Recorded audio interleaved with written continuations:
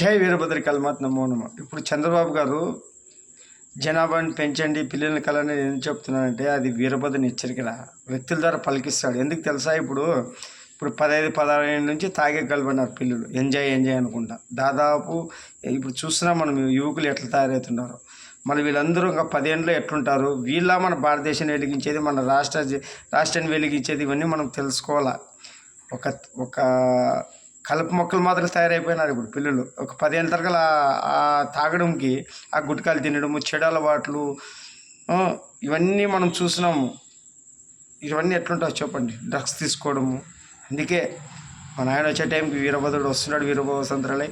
మరి ఇప్పుడు 10 ఏళ్ళు ఉండే పిల్లల్ని వెలిగించి భావితరానికి ఉజ్వల భవిష్యత్తు ఇచ్చే పిల్లల్ని తయారు చేస్తాడు.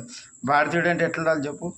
మంచి సనాతన ధర్మం పాటిస్తూ ధర్మంగా ఉండే పిల్లలు కావాలి. రాక్షసంగా తాక్కుంటా తినుకుంటా కామక్రోధాలు పెరిగి రజోగులం తిండి తిని ఇట్లుంటే ఎట్లుంటుంది చెప్పు?